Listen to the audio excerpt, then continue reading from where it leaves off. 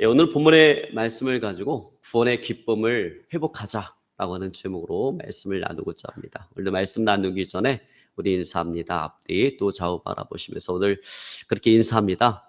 구원의 기쁨을 회복합시다. 아멘. 저와 여러분, 우리는 예수님을 나의 주와 그리스도로 영접하고 구원받은 하나님의 자녀가 되었습니다. 우리는 이것을 가리켜서 구원받았다라고 이야기합니다. 그러니까 여러분, 구원이라고 하는 것은요, 이 땅에서 우리가 하나님께 받은 가장 소중한 선물이에요. 최고의 선물이에요. 여러분, 이 세상에 구원보다 더 큰 선물은 없습니다. 여러분, 누군가 이 땅에서 감히 상상도 할 수 없는 어마어마한 축복을 받았다 할지라도 그것은 우리가 받은 구원과 견주어 볼 때 감히 비교할 수도 없는 아주 작은 일이라는 거죠.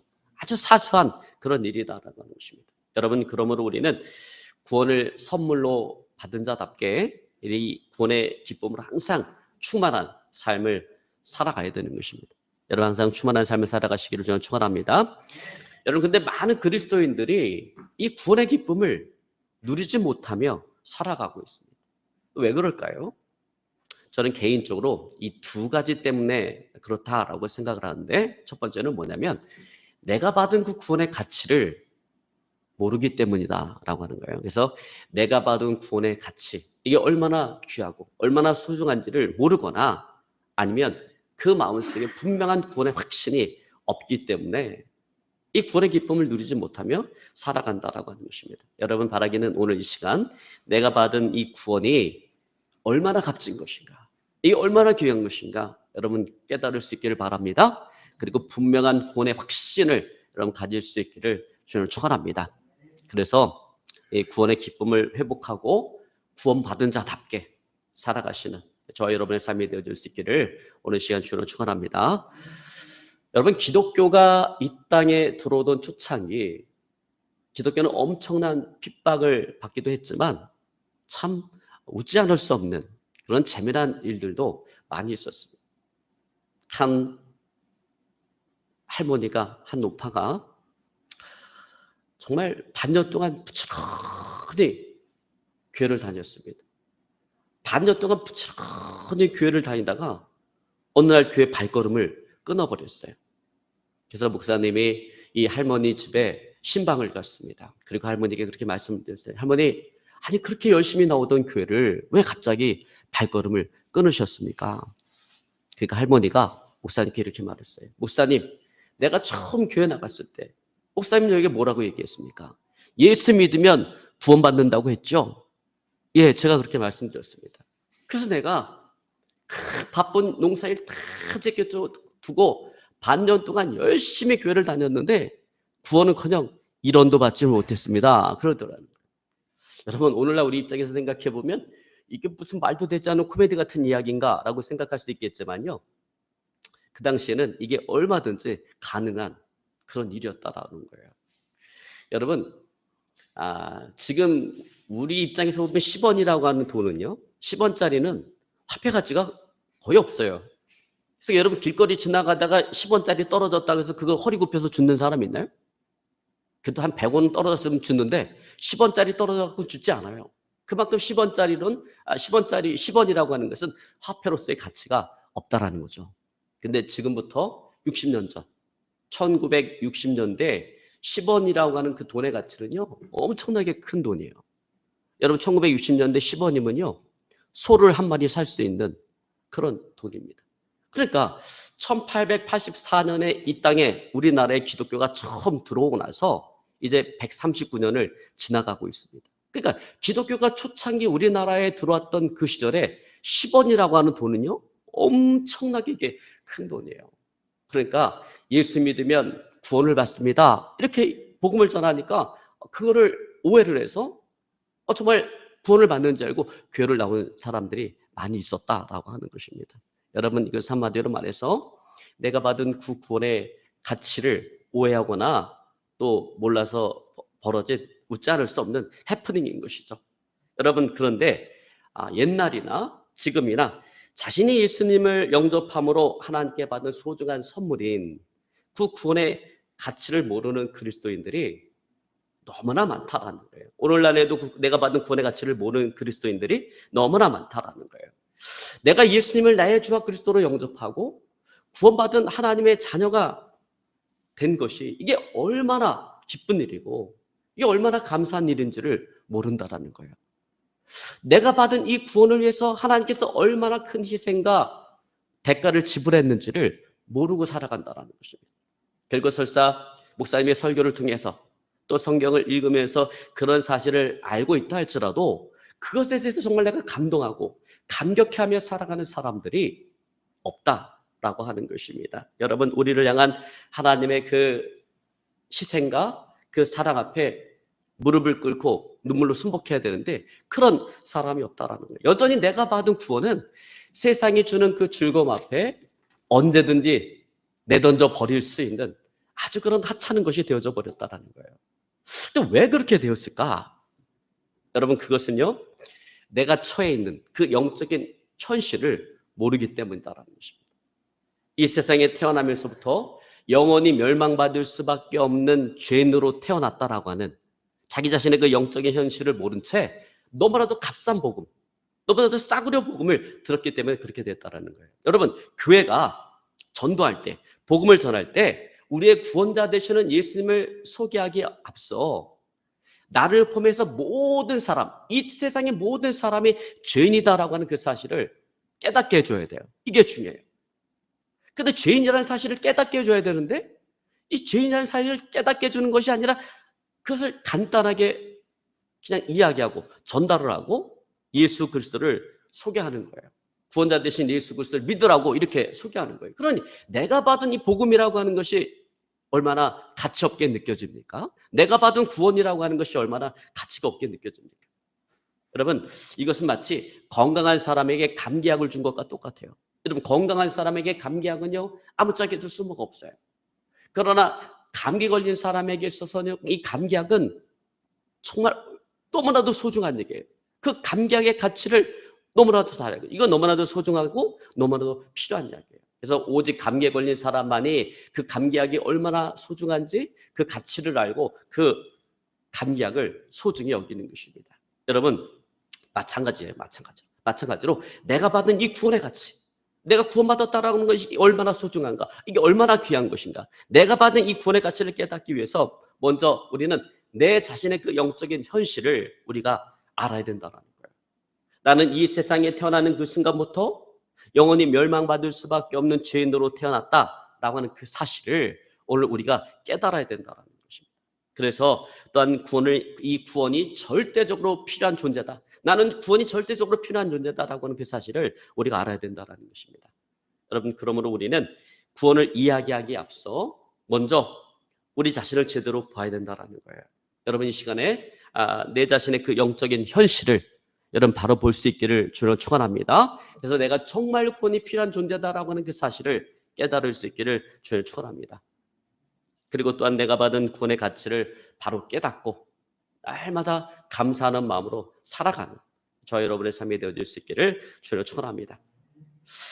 여러분, 우리가 누군가에게 구원자 되시는 예수 그리스도를 소개할 때 가장 힘든 게 이거예요. 모든 인간은 죄인이다라고 하는 이 사실을 깨닫게 하는 게 이게 너무나 힘들다라는 거예요. 정말 구원이 필요한 그런 죄인이다라고 하는 이 사실을 깨닫게 하는 것이 너무나도 어렵다라는 것입니다. 왜 이게 어려울까요? 나름대로 이 세상을 살아가면서 착한 일들 한두 번 해봤을 거 아니에요. 그러니까 이 세상을 살아가면서 나름대로 착한 일을 해봤기 때문에 이걸 받아들이기가 너무나 어려운 거예요. 살인죄를 저지르고 사기를 치고 도둑질을 하고 흉악한 죄를 범한 다른 사람들과 비교할 때 그래도 나는 그 사람들보다 착한 성품을 가지고 있다라고 생각을 하기 때문에 그래요. 그래서 내가 비록 이 세상을 살아가면서 죄를 좀 저질렀어도 그 죄로 인해서 내가 죽어야만 하는 죄인이다라고는 생각하지를 않는 것입니다. 여러분, 한 예로서 저희 지방에 목사님이 계시는데 목사님이 아버님이 예수를 믿지 않아요. 아들이 목사인데 아버지가 예수를 믿지 않는 거예요. 그래서 아버지를 전도하기 위해서 아버지에게 가서 그렇게 얘기했어요. 예수 그리스도를 얘기하기 전에 아버지가 죄인이다라는 것을 깨닫게 해야 되잖아요. 그래서 복음 전도를 하면서 아버지는 죄인입니다. 그렇게 얘기했다가 그다음부터 예수의 예자도 꺼내지를 못했다라고 얘기합니다. 여러분 있잖아요. 사람들은요. 자기가 죄인이다라고 하는 사실을 인정하려고 하지 않아요. 여러분 그러나 우리가 정말 예수님을 나의 주와 그리스도로 영접하고 구원받은 하나님의 그 자녀가 되기 위해서는 먼저 내 자신의 그 영적인 현실, 나는 정말로 구원이 필요한 죄인이다라고 하는 그 사실을 우리가 깨달아야 된다라고 하는 것입니다. 여러분 이 시간 귀한 깨달음이 우리 마음 가운데 다가올 수 있기를 오늘 시간 주로 축원합니다. 자, 그러기에 사도 바울은 로마 교회에 이 로마서를 보내면서 예수 그리스도를 믿음으로 말미암는 이 구원, 그 구원에 대해서 이야기하기 앞서 모든 사람이 죄인이다라고 하는 그 이야기를 오늘 먼저 하고 있는 것입니다. 여러분께서 로마서를 시작하는 로마서 1장 29절로 32절에 보면 인류가 지은 그 죄악들을 구체적으로 바울이 쫙 나열하고 있습니다. 제가 한번 천천히 읽어드리겠습니다. 여러분 들으시면서 이 가운데 내가 속한 것은 어디, 나는 어떤 죄가 나에게 속했는가를 여러분 한번 생각해 보시길 바랍니다.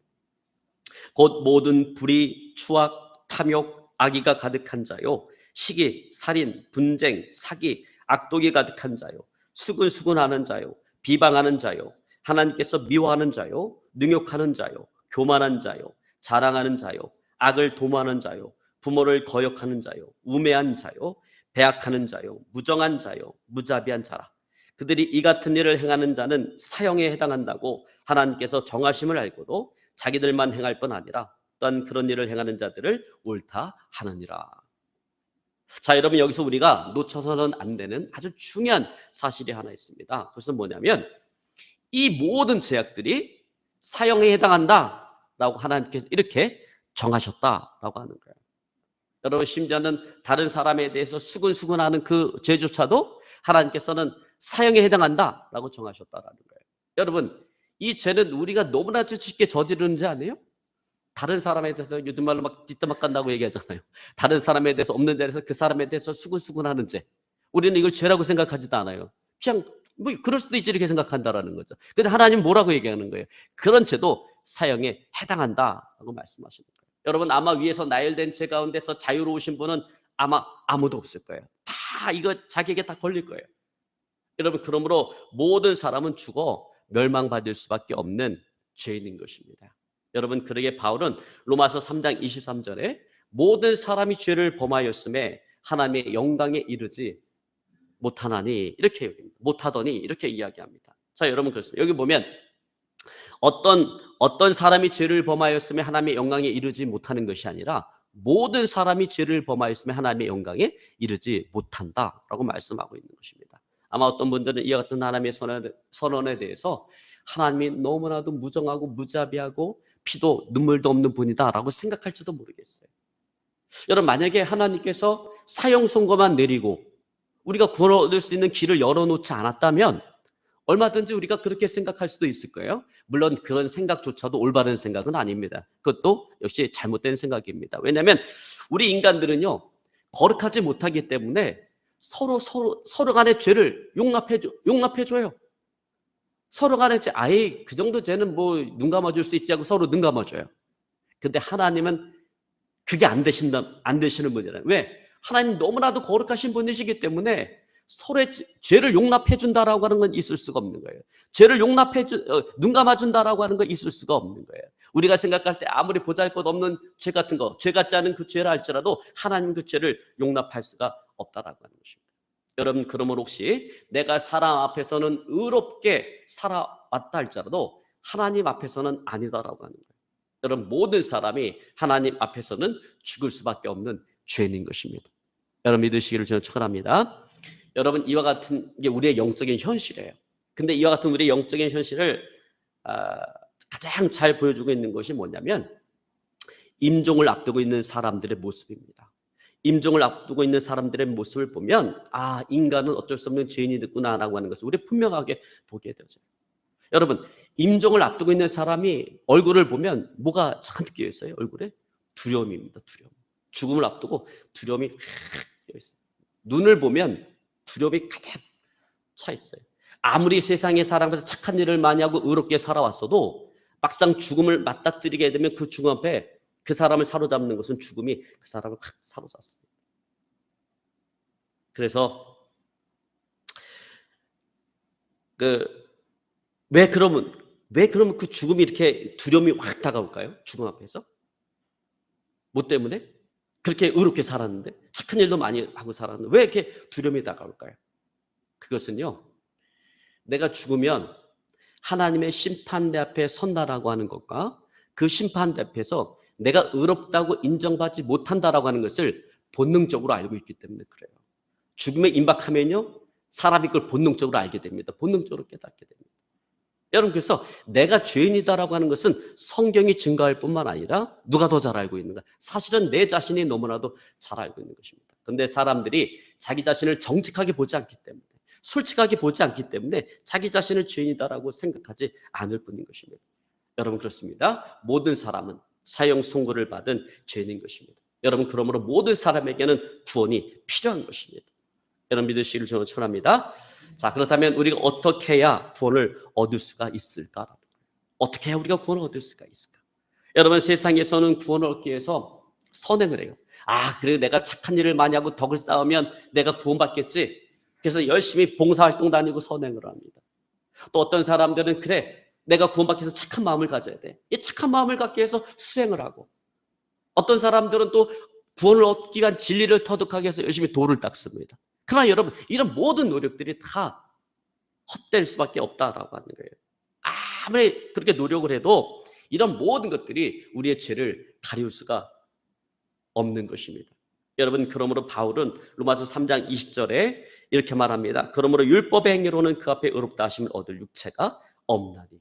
율법의 행위로는 그 앞에 의롭다 하심을 얻을 육체가 없다. 그렇습니다. 여러분, 구원은 우리의 노력으로 받을 수 있는 게 아니에요. 우리의 행위로 받을 수 있는 게 아니에요.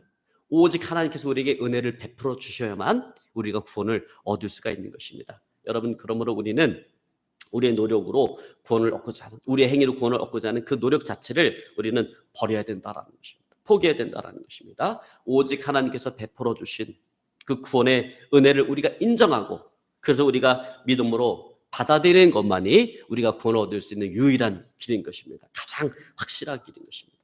여러분, 믿으시기를 주로 축원합니다. 자, 여러분, 그렇다면 우리의 구원을 위해서 하나님께서 베풀어 주신 그 구원의 길이 무엇이냐라는 거예요. 여러분, 그것은 바로 예수 그리스도입니다. 하나님께서는 죄인된 저와 여러분, 우리를 구원하시기 위해서 하나님의 아들인 그 예수님을 인간의 몸으로 이 땅 가운데 보내셔서 우리의 모든 죄를 감당하게 하셨습니다. 왜냐하면 죄의 싹은 사망이기 때문에 그래요. 죄에 대한 결과는 반드시 죽음으로 책임을 물어야 하기 때문에 그렇습니다. 그러면 여러분, 우리가 이 죽음, 멸망으로부터 벗어나기 위해서 어떤 문제가 먼저 해결이 되어야 돼요? 이 죄의 문제가 해결이 되어야 돼요. 죄의 문제가 해결되지 않으면 우리는 이 죽음을 벗어날 수가 없어요. 멸망의 자리에서 우리는 벗어날 수가 없는 것입니다. 그러므로 이 죄의 문제를 해결하기 위해서 예수님은 우리의 모든 죄를 대신 짊어지시고 십자가에서 우리를 위해서 대신 죽어주신 것입니다. 그러므로 우리의 죄를 도말해 주신 것입니다. 우리의 죄의 문제를 해결해 주신 것입니다. 그리고 우리에게 새로운 생명을 주시기 위해서 그 예수님께서는 부활하신 것입니다.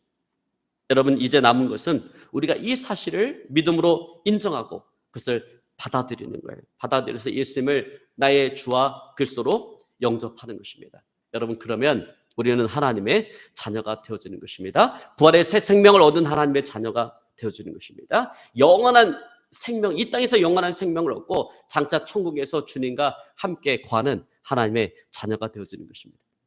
여러분, 그러므로 오늘 본문의 말씀 로마서 10장 9절로 10절에 바울은 이렇게 선포하고 있는 거예요. 내가 만일 내 입으로 예수를 주로 시인하며 또 하나님께서 그를 죽은 자 가운데서 살리신 것을 내 마음에 믿으면 구원을 얻으리라. 사람이 마음으로 믿어 의에 이르고 입으로 시인하여 구원에 이르느니라. 여러분, 그렇습니다. 우리가 구원을 얻기 위해서 우리가 할 수 있는 것은 아무것도 없어요. 다만 나를 구원하기 위해서 이 땅에 오신 그 예수님을 내 인생의 주인으로, 내 인생의 구원자로 받아들이는 거예요. 모셔드리는 거예요. 내 인생의 주와 그리스도로 모셔드리는 것입니다. 그리고 이제 내 인생의 주인 되시는 그분을 위해서 살아가는 거예요. 내 인생의 주인 되신 그 예수님을 예배하며 살아가는 것입니다. 여러분, 얼마나 쉽습니까? 구원 얻는 것이 얼마나 쉽습니까? 여러분, 이처럼 하나님은 죄 많은 우리들에게 넓고 쉬운 구원의 길을 열어주셨습니다. 그러나 그럼에도 불구하고 많은 사람들이 자신의 노력으로 구원을 얻고자 하는 그런 교만함으로 인해서 하나님께서 열어놓으신 이 구원의 길을 받아들이지를 않는다라는 거예요. 왜 받아들이지 않을까요? 너무나 쉬워 보이거든요. 이게 너무나 쉬워 보이고, 또 공짜로 구원을 얻는다라고 하니까 우리가 얻은 이 구원이 가치가 없게 느껴지는 것입니다. 여러분, 그러나 절대로 그렇지 않아요. 여러분, 하나님께서 우리에게 구원의 길을 열어주시기 위해서 하나님은요 엄청난 희생과 대가를 지불하신 것입니다. 언젠가 제가 고층 빌딩을 오르기 위해서 엘리베이터를 탔는데 닫힌 버튼을 탁 누르려고 하니까 그 닫힌 버튼 밑에 이런 글귀가 쓰여 있습니다. 버튼을 누르지 마세요. 15초 후면 문이 저절로 닫힙니다. 그래서 제가 좀 착하잖아요. 그래서 제가 버튼을 안 누르고 기다렸어요. 15초를 기다리는데 15초가 엄청나게 길더라고요. 근데 그 15초를 기다리면서 예전에 그 건물 관리하시는 분이 하셨던 그 이야기가 생각이 났습니다. 사람들이 엘리베이터를 탈 때 그 닫힌 버튼을 누르지 않고 기다려주면 만약에 그 엘리베이터 가동되는 게 수십 대 엘리베이터가 가동될 경우에 수억 원의 전기료가 절감이 된다. 그렇게 얘기하더라고요. 작은 실천 하나가 어마어마한 전기세를 절감시켜주는 거예요. 근데 그럼에도 불구하고 사람들은 기다리지 않는다라는 거예요. 기다리지 않고 그걸 계속 누른다라는 거예요. 왜 누를까요? 공짜기 때문에 누르는 거예요. 엘리베이터 타면서 사용료를 내지 않기 때문에 누르는 거예요. 여러분, 그러나 손님은 그렇게 누르지만 근데 건물 주인도 과연 그럴까요? 절대로 그렇지 않습니다. 여러분, 건물 주인은요 그 엘리베이터에 대한 어마어마한 전기세를 내야 되는 것입니다. 손님에겐 공짜지만 그 건물 주인에게서는 절대로 공짜가 아니다라는 거예요. 여러분, 제가 이 이야기를 하는 이유는 우리가 받은 구원이 바로 이와 똑같다라는 것입니다. 여러분, 사도 바울은 우리가 받은 구원에 대해서 너희가 하나님의 은혜로 값없이 의롭다 하심을 얻은 자가 되었다라고 얘기합니다. 어떻게? 값없이 대가를 지불하지 않고 의로움을 입었다. 우리가 구원을 얻었다라고 하는 거예요. 한마디로 말해서 우리가 어떤 구원을 얻었다라는 거예요? 공짜 구원을 얻었다라고 하는 거예요. 그러므로 여러분, 누구나 예수님을 믿고 영접하기만 하면 대가 없이 어떤 대가를 지불하지 않고 구원을 얻게 되어지는 것입니다. 그러나 이와 같은 구원의 역사를 이루기 위해서 하나님은 엄청난 대가를 지불하셨다는 거예요. 우리가 공짜로 구원을 얻도록 하기 위해서 하나님께서는 엄청난 희생과 대가를 지불하셔야 됐다는 것입니다. 여러분, 그것은 바로 하나밖에 없는 독생자를 하나님께서 희생시키신 것입니다. 여러분, 로마의 그 처형법에 보면 십자가형이라는 게 있어요. 여러분, 사람이 죽을 때요, 이 고통의 강도를 따질 때 가장 고통스러운 것은요, 불에 타 죽는 거예요. 1부터 10까지 치면 불에 타 죽는 걸 10으로 놓고 있을 거예요. 그 불에 타 죽는 거 바로 밑에 있는 죽음이 뭐냐? 십자가형이에요. 이게 그 다음으로 가장 고통스러운 죽음이에요. 근데 여러분, 십자가형이라고 하는 것은 십자가 틀에다가 사람의 여기다 못을 박잖아요. 손에 못을 박고 또 발 있는 데다가는 발판을 마련해 갖고 그 발판에 발을 올려놓게 하고 거기다가 못을 박습니다. 그리고 구덩이를 파고 십자가를 세워놓습니다. 그러면 여러분, 한여름에 뜨거운 그 떼약볕 아래 온갖 그 십자가에 매달려 있으면 온몸에서 물이 다 빠져나가고 피가 째찍질 맞았잖아요. 온몸에 물이 빠져나가고 피가 빠져나가는 거예요. 그래서 나중에는 어떻게 됩니까? 이 물이 빠져나가고 피가 빠져나가면 사람이 혼미해지잖아요. 그래서 혼미해지면 의식을 잠깐 잃으면 몸이 아래로 쭉 처지잖아요. 그러면 위에 있는 몸이 다 허파를 찍어 눌러요. 허파를 찍어 누르면 숨을 못 쉬어. 숨을 못 쉬니까 다시 또 깨어나. 숨 쉬려고. 깨어나서 또 버텨. 두 다리를 또 버텨요. 그러다 보면 또 물이 빠져나가고 또 쉬다 보면 또 까무러쳐. 그러면 허파를 누르니까 숨을 못 쉬니까 또 일어나고. 여러분, 이것을 반복하다가 나중에는 완전히 그 힘이 다 빠져갖고 죽는 죽음이 십자가형이라는 거예요. 그 로마 기록에 의하면 예수가 십자가에 매달려갖고 일주일을 십자가에 매달린 그 죄수가 있었다고 합니다. 여러분, 일주일 동안 그 고통이 얼마나 크겠어요. 까무러쳤다가 깨어났다 까무러쳤다가 죽는 연습을 반복하다가 마침내 죽는 것입니다. 그게 십자가형이에요. 엄청난 고통. 그 왜 예수님이 그 십자가형을 줬을까요? 아니, 예수님의 죽음이 단지 우리를 구원하는 거라고 한다면 그냥 그 당시에 가장 죽을 수 있는 죽음이 목이 잘리는 죽음이 아닐까요? 오늘날로 보면 총으로 맞아 죽으면 그냥 바로 죽잖아요, 고통 없이. 근데 왜 예수님은 그런 고통 없이 죽는 그 죽음을 당해도 되는데 왜 그 엄청난 고통을 다 당하셨을까요? 그것은 죄로 인한 우리가 당해야 된 그 고통을 오늘 예수님께서 대신 당하기 위해서 주는 그 십자가에서 고통을 당하셨다라는 거예요. 여러분 그렇습니다. 누가 이 십자가형을 당했습니까? 바로 예수 그리스도인 것입니다. 우리의 죄를 대속하시려고 주님께서 십자가를 지신 것입니다. 여러분 이 십자가의 처형, 그것은 성난 군중의 성화와 또 그 압박을 못 이겨서 본디오 빌라도가 허락한 것이긴 하지만 사실은 누가 계획한 것입니까? 이것은 하나님 아버지께서 계획하신 것이다라는 거예요. 우리의 죄가 너무나도 중하고 우리의 신과 능력으로는 도저히 우리가 구원을 받을 수가 없기 때문에 하나님께서는 그 십자가 처형이라고 하는 그 구원의 계획을 누가 세우셨는가? 하나님 아버지께서 세우셨다라고 하는 것입니다. 말로서 온 우주 만물을 창조하신 하나님이시지만 사랑에는 반드시 대가를 지불해야 된다라고 하는 것을 보여주시기 위해서 엄청난 대가를 지불한 거예요. 독생자를 십자가에 매달려 죽게 하기까지 하나님 우리를 사랑하신 것입니다. 여러분 그러므로 구원은 우리에게는 공짜지만 하나님은 엄청난 희생과 대가를 지불하신 것입니다. 여러분 십자가에 나타난 하나님의 은혜는 바로 이런 십자가에 죽기까지 우리를 사랑하신 놀라운 하나님의 사랑인 것입니다. 그래서 여러분 우리는 그 십자가를 바라볼 때마다 우리를 위해서 희생하신 대가를 지불하신 그 하나님의 사랑을 우리는 기억해야 된다는 것입니다. 또한 우리는 우리를 구원하기 위한 예수님의 희생적인 사랑을 또한 기억해야 될 것입니다. 여러분 하나님이셨던 예수님께서 우리의 죄를 대신 속죄하기 위해서 십자가를 지시고자 이 땅에 인간의 몸을 입고 오셨습니다. 여러분 사람들은 왜 하나님이신 예수님께서 이 땅 가운데 인간의 몸을 입고 오셨는지 궁금해합니다. 왜? 그 방법밖에 없을까? 아니 전지전능하신 하나님께서 우리를 구원하시는 방법이 왜 그것밖에 없을까? 여러분 왜 하나님이신 예수님께서 왜 인간의 몸을 입고 이 땅 가운데 오셨을까요? 여러분 제가 아까 죄의 삭은 사망이다. 죄의 삭은 반드시 죽음을 가져온다. 그러므로 이 죄로부터 죽음으로부터 우리가 벗어나기 위해선 누군가 우리의 죄를 대신 짊어지시고 나를 위해서 죽어줘야만 죄의 문제가 해결되고 이 죽음의 문제가 해결될 수 있다는 거예요. 그런데 하나님은 죽을 수가 없어요. 하나님은 신이시기 때문에 죽을 수가 없는 거예요. 그래서 삼위일체가 하나님 가운데 한 분이셨던 예수님, 하나님이셨던 그 예수님께서 하나님으로서의 모든 영광을 다 버리시고 인간의 몸을 입고 이 땅 가운데 오신 것입니다. 왜? 우리를 위해서 대신 죽어주시기 위해서 이 땅 가운데 오신 것입니다. 여러분 그러므로 빌립보서 2장 6절로 8절에 바울은 이렇게 이야기합니다. 그는 근본 하나님의 본체시나 하나님과 동등됨을 취할 것으로 여기지 아니하시고 오히려 자기를 비워 종의 형체를 가지사 사람들과 같이 되셨고 사람의 모양으로 나타나사 자기를 낮추시고 죽기까지 복종하셨으니 곧 십자가에 죽으심이라. 하나님이신 예수님께서 우리를 위해 대신 죽으심으로 우리가 살아난 것입니다. 우리가 구원받은 것입니다. 여러분 그러므로 우리를 구원하기 위해서 하나님으로서 모든 영광을 버리신 그 예수님의 사랑 앞에 우리가 무릎을 꿇어야 되는 거예요. 여러분 그래서 성경에서 가장 큰 죄가 어떤 죄인지 알아요? 성경에서 가장 큰 죄는요 살인죄 뭐 이런 죄가 아니에요. 성경에서 가장 큰 죄는 어떤 죄냐면 예수를 믿지 않는 죄가 가장 큰 죄예요. 왜?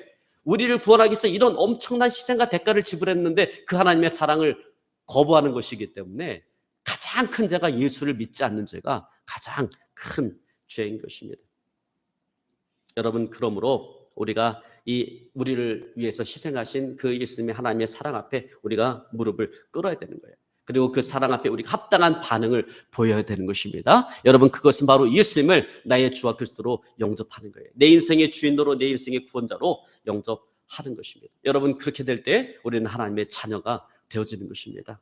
여러분 믿으시길 주를 축원합니다. 그러므로 로마서 1장 12절은 이렇게 말합니다. 영접하는 자, 곧 그 이름을 믿는 자에게는 하나님의 자녀가 되는 권세를 주셨으니. 이제 말씀을 정리하기 원합니다. 여러분 그렇습니다. 우리는 어떤 사랑으로 우리가 구원을 받았는가를 우리는 잊지 말아야 되겠습니다. 기억해야 되겠습니다. 내가 받은 구원이 얼마나 큰 희생과 대가를 지불한 것인가를 우리는 잊지 말아야 되겠습니다. 수많은 사랑 가운데 나를 사랑하셔서 선택하여 불러주시고 구원받은 하나님의 자녀 삼아주신 것에 대해서 늘 감사하는 마음으로 살아가야 되겠습니다. 그리고 이와 같은 하나님의 사랑을 받을 만한 자격이 없는 죄인이다. 나는 이와 같은 하나님의 사랑을 받을 만한 자격이 없는 죄인이다라고 하는 그 사실을 우리가 또한 기억해야 될 것입니다. 그러나 그럼에도 불구하고 하나님의 은혜로 나를 구원해 주신 그 하나님의 사랑, 그 하나님의 사랑에 우리가 늘 감사하고 분명한 구원의 확신을 가지고 여러분 구원의 기쁨으로 충만한 그런 삶을 살아가시는 저 여러분의 삶이 되어줄 수 있기를 오늘 시간 주를 축원합니다. 우리 같이 기도하겠습니다. 오늘 말씀 붙잡고 기도하겠습니다. 하나님,